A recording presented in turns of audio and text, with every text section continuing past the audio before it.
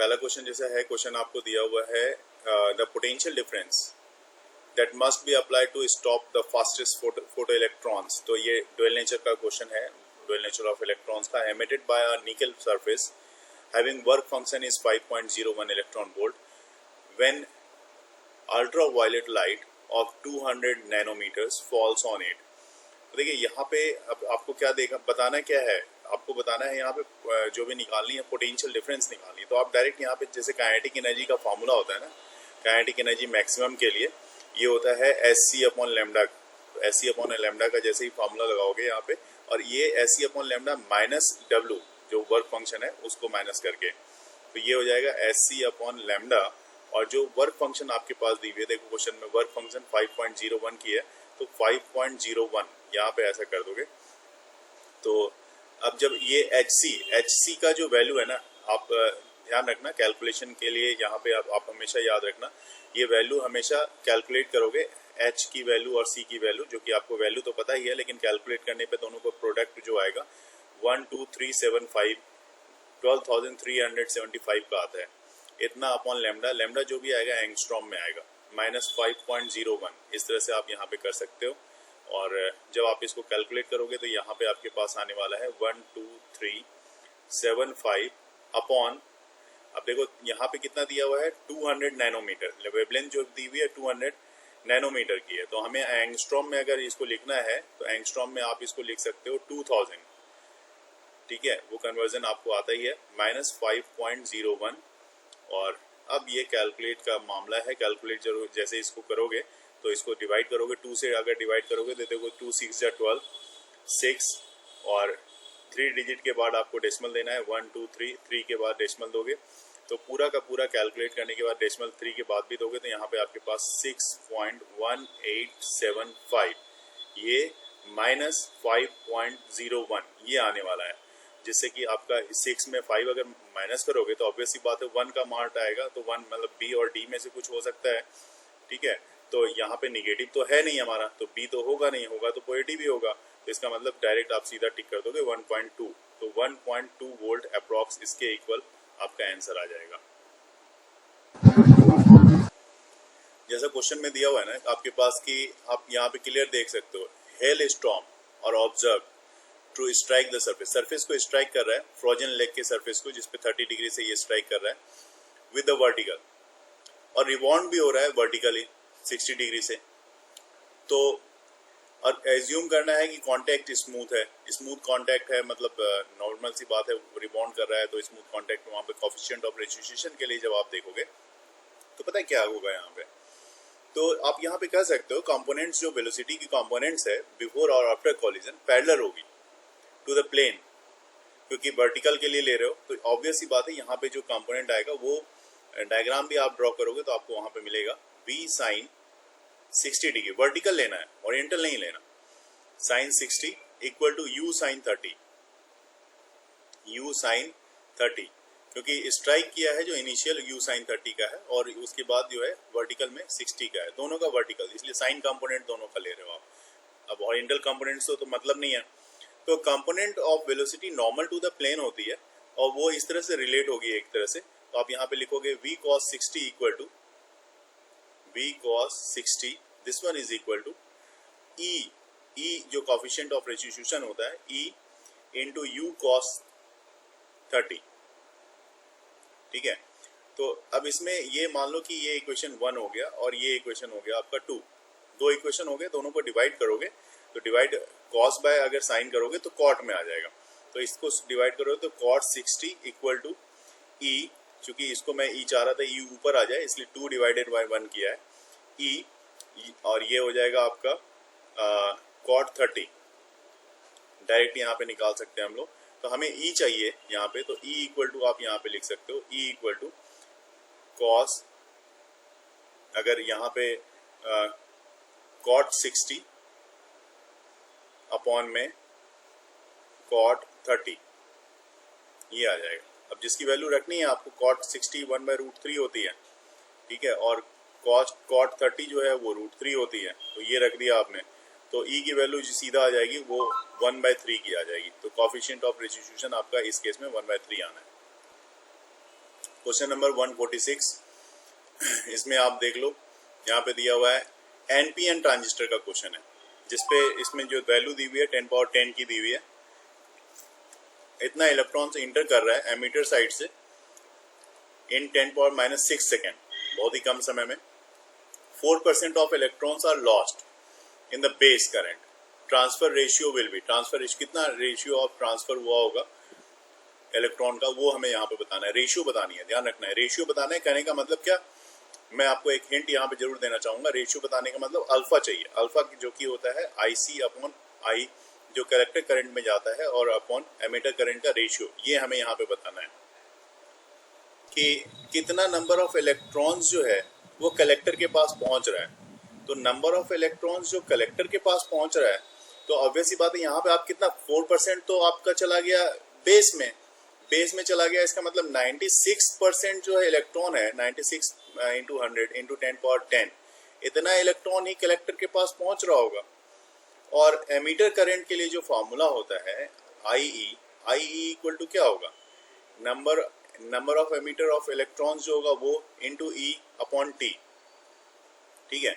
उसी तरह से कलेक्टर के लिए भी अगर आप करोगे ना, तो वो IC हो जाएगा, IC equal to NC into E upon T। अब जब इसकी रेशियो आप करते हो, दोनों की रेशियो करते हो, यहाँ पे देखो आप IC बाय IE किया है मैंने, तो अगर मैं यहाँ पे उल्टा है, अगर यहाँ पे मैंने उल्टा लिखा है, पहले IE लिखा है उसके बाद IC लिखा है, ठीक है।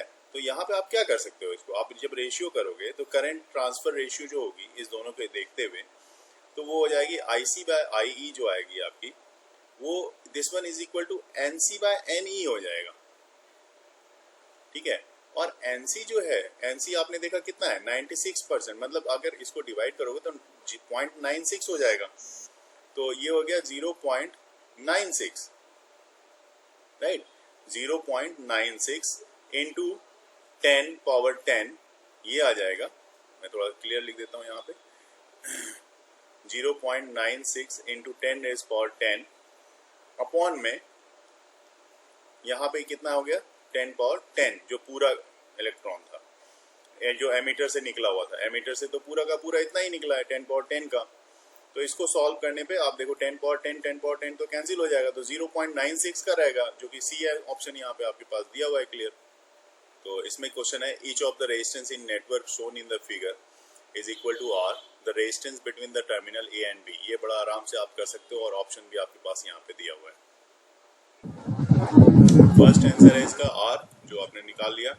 जस्ट A को पकड़ के आपने ये वाला पार्ट खींच के इलास्टिक की तरह इसको पकड़ के इधर कर दिया होगा, जिसके कारण ये R और ये R बन गया, और ये वाला ये R बन गया। तो बीच का जो रेजिस्टेंस है V2 बेस से, ये 0 हो गया।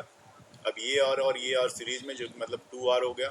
नीचे का ये R भी सीरीज में 2R हो गया। और फिर दोनों पैरेलल में 1/2R 1/2R,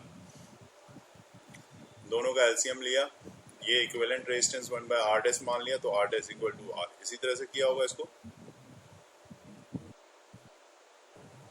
क्वेश्चन नंबर 62 यहाँ पे आप देखो, जिसमें कहा गया है the wheel of car is rotating, किस रेट से रोटेट कर रहा है, तो 1200 रिवोल्यूशन पर मिनट।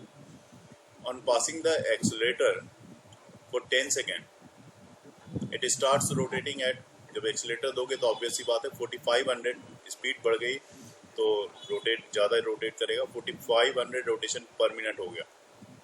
तो एंगुलर एक्सेलरेशन चाहिए, ऑप्शन यहाँ पे दिया हुआ है, निकाल के देखेंगे एक बार। आपको क्या करना है, फार्मूला लगाना है। जैसे एंगुलर एक्सेलरेशन का फार्मूला होता है अल्फा, है ना। तो यहाँ पे आपको अल्फा इक्वल टू लिख लोगे ω2 minus ω1 upon T2 minus T1। तो यहाँ पे आप देखो ω1, पहला वाला ω1 कहा जाए तो 1200 के स्पीड से ये मूव कर रहा है, 1200 रिवोल्यूशन पर मिनट है। तो इसको चेंज कर दो, तो देखो रेडियन में चेंज कर लेते हैं, ये हो जाएगा 2 पाई अपॉन 60 इंटू 1200 कर लो, तो ये ω1 आपके पास आ जाएगा 40 पाई का इक्वल।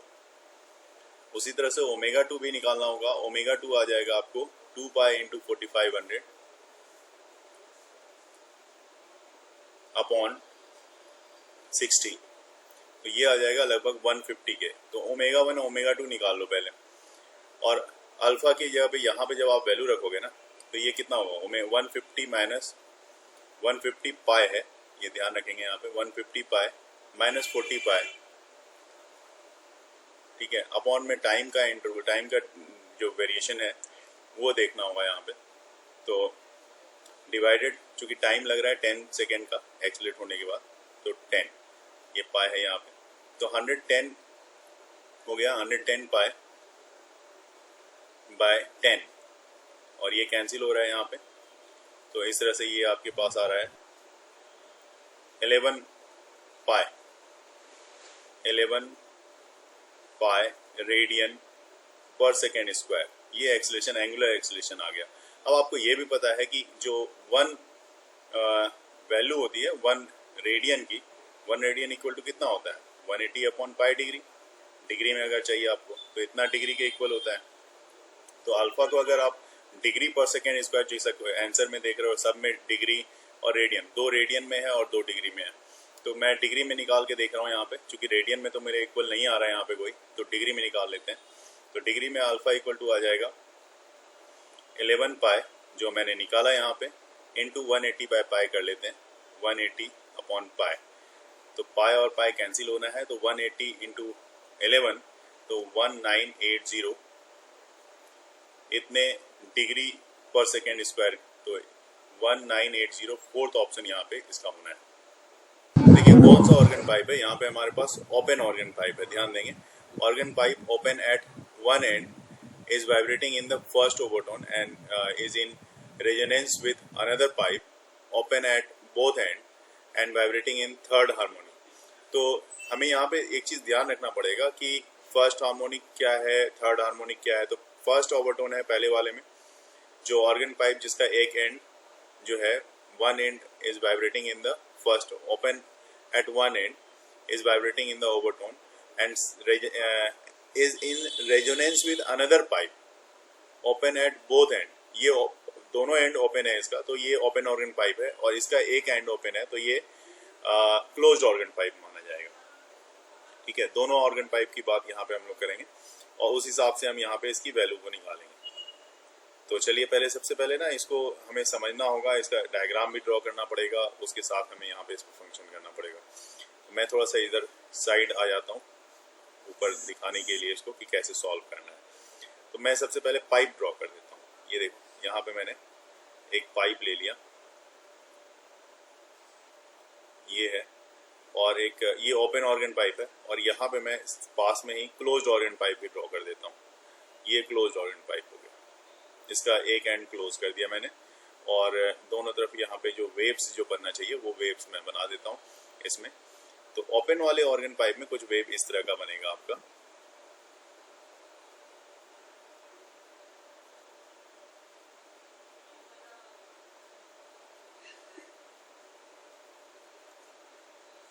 ऐसा, और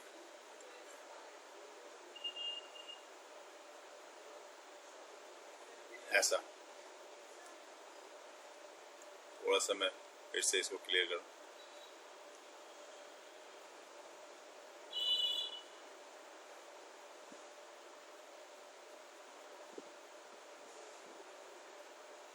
ये और देन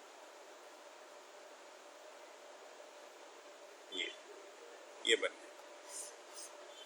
उसी तरह से क्लोज वाले में भी जो बनेगा वेव्स वो इस तरह का बनेगा।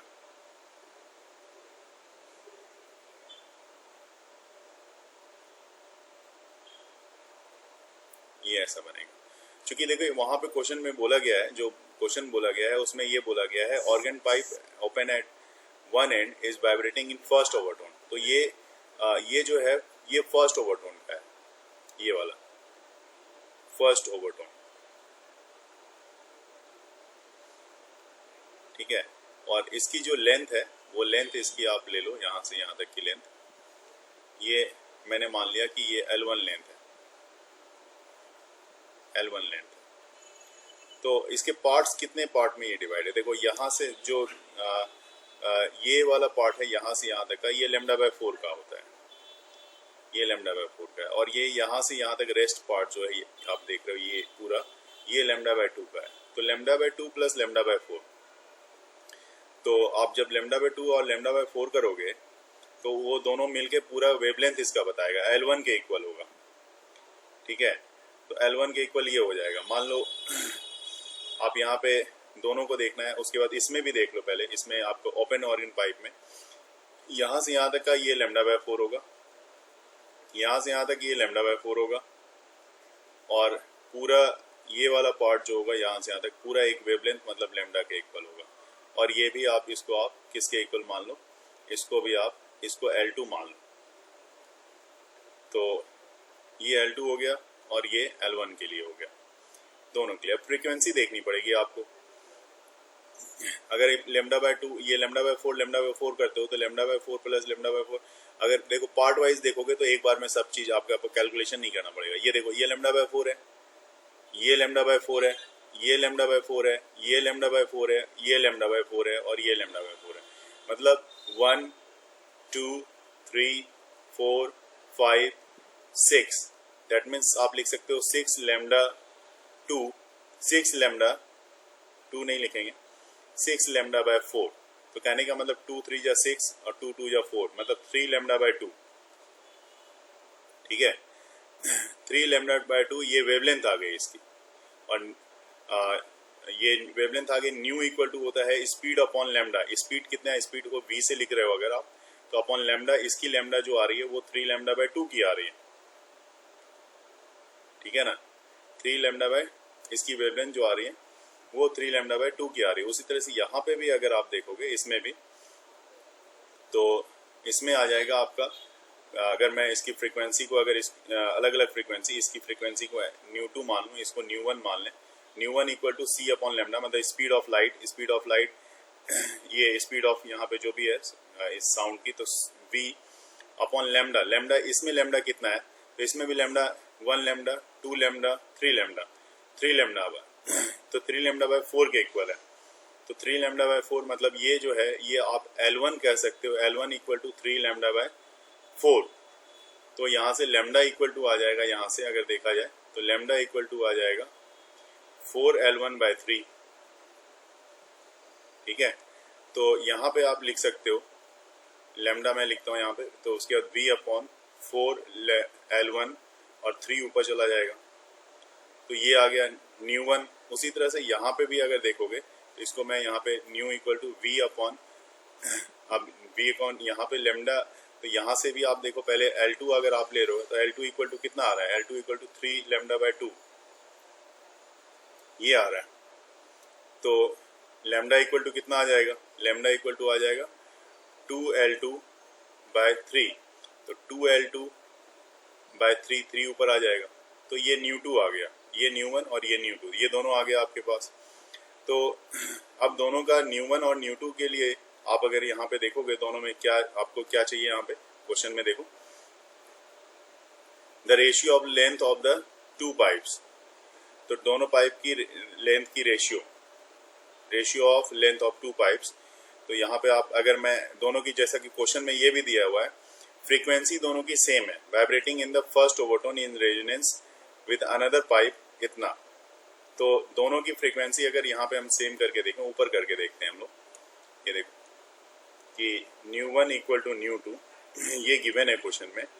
तो ऐसे केस में आप क्या कर सकते हो कि 3v upon L2L2, 3v upon 2L2 ये वाला, और न्यू1 के लिए जो है वो 3v अपॉन 4L1 ये न्यू1 के लिए, दोनों को इक्वेट कर लो और यहाँ से L1 और L2 की रेशियो निकालोगे तो L1 बाय L2 जो आपके पास आएगा, ठीक है, ये L1 है, L1 बाय L2 जो आएगा वो 1:2 का आएगा। ऑप्शन से यहाँ पे आप देखोगे कौन सा सही है, तो पहला ही ऑप्शन यहाँ पे आपका सही आ रहा है 1:2 का। अगला क्वेश्चन आपके पास दिया हुआ है, क्वेश्चन में क्लियर है कि normal density of gold is rho and its bulk modulus K. The increase in density of lumps of gold when pressure P is applied uniformly on all the sides. बिल्कुल बताना है आपको कौन सा इसमें ऑप्शन सही होगा। बता दीजिए कैसे होता है। चलिए मैं बताता हूँ। देखो, बल्क मॉडुलस मतलब मैकेनिकल प्रॉपर्टीज ऑफ सॉलिड का ये क्वेश्चन है। सबसे पहले यहाँ पे आपको देखना है जो बल्क मॉडुलस होता है के से रिप्रेजेंट करते हो। के इक्वल टू होता है स्ट्रेस जो सॉलिड में होता है, पी से स्ट्रेस को रिप्रेजेंट करते हैं स्मॉल पी से, और change in volume delta v by v, stress upon strain.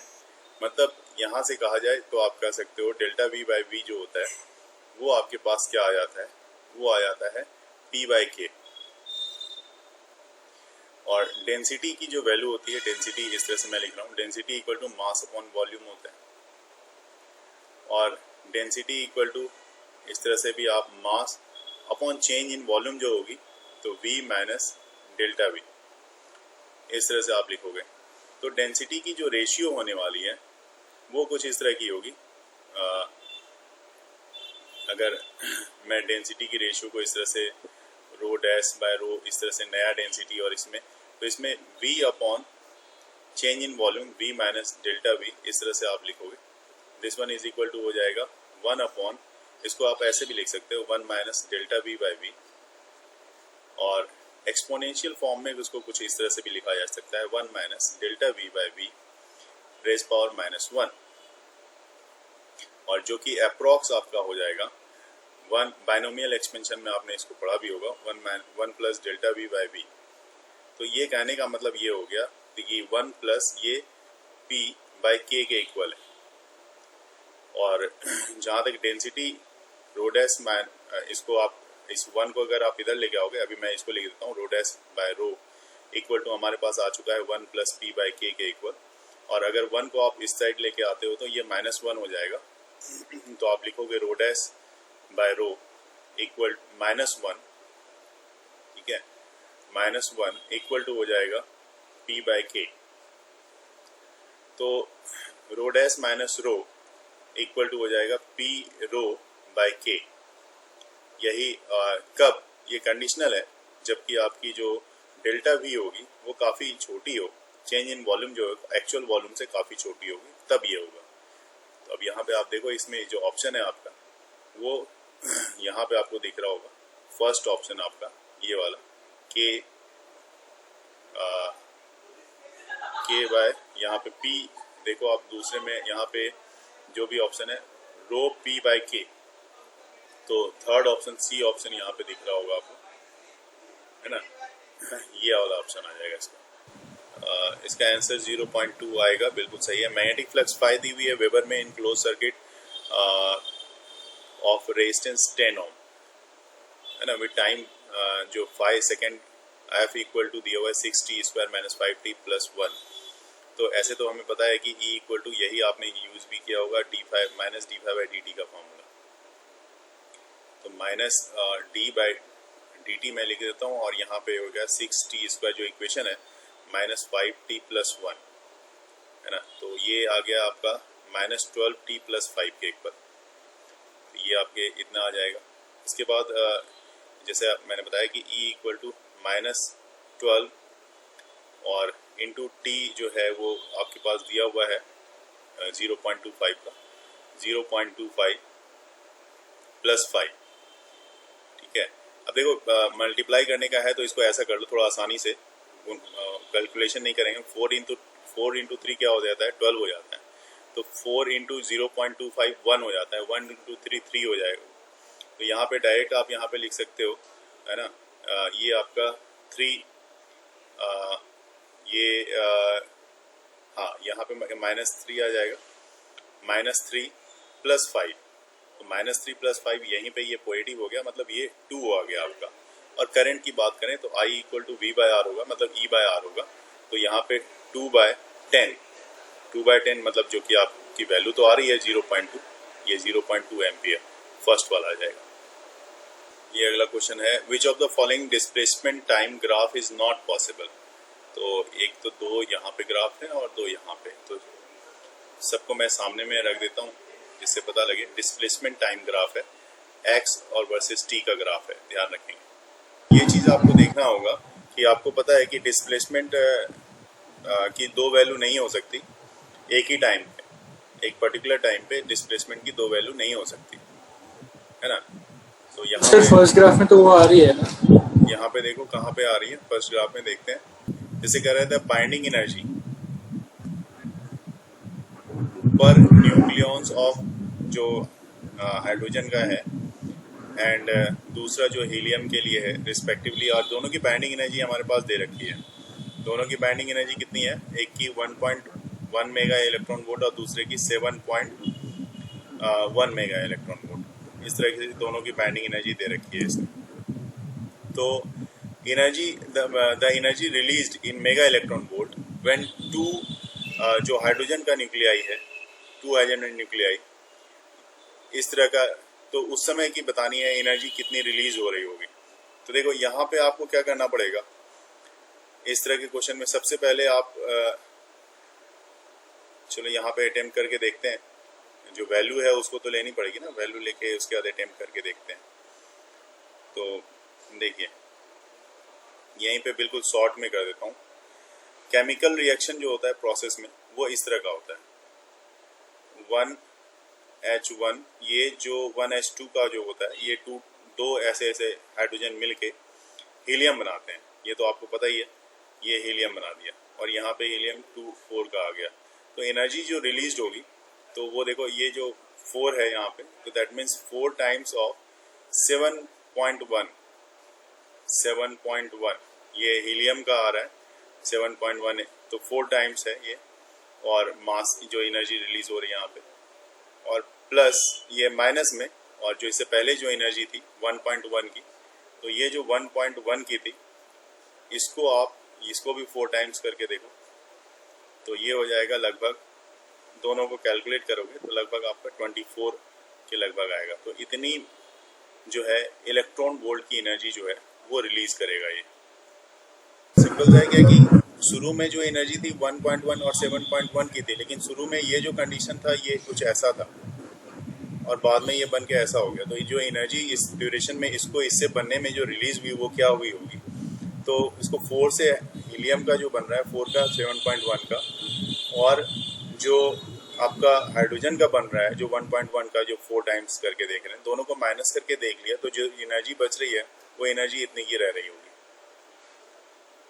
इसका आंसर ए पार्ट ही होगा, क्योंकि देखो यहाँ पे क्यों होगा, क्योंकि अगर एक लाइन ड्रॉ कर दें हम लोग, बिल्कुल सही है, ये पहला कर्व देखो आप, इसको ऐसे ज्वाइन करो ऐसा, ठीक है। तो यहाँ पे क्या है, पार्टिकल का 2 डिस्प्लेसमेंट है, एक डिस्प्लेसमेंट यहाँ पे, एक डिस्प्लेसमेंट यहाँ पे है।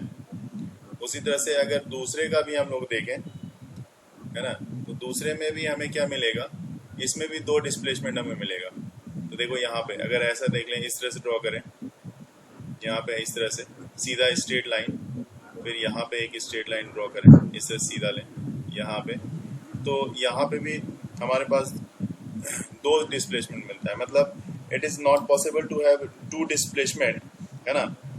किसी भी पार्टिकल के लिए किसी सिंगल पॉइंट पे 2 डिस्प्लेसमेंट दिखा दे पार्टिकल, तो वो पॉसिबल नहीं हो सकता। तो जैसे यहाँ पे एक टाइम पे यहाँ पे 2 डिस्प्लेसमेंट दिख रहा है, एक में यहाँ पे दिख रहा है, एक दूसरा यहाँ पे दिख रहा है, एक यहाँ पे दिख रहा है, दूसरा यहाँ पे दिख रहा है। तो इसलिए फर्स्ट वाला आपने सही बोला, यहाँ पे फर्स्ट वाला सही नहीं, नॉट पॉसिबल है। सेकंड ये वाला पॉसिबल है, ठीक है। थर्ड वाला भी आपने जो देखा है ये भी पॉसिबल है, और फोर्थ वाला भी पॉसिबल है डिस्प्लेसमेंट के मामले में। फर्स्ट वाला आपका आंसर सही है।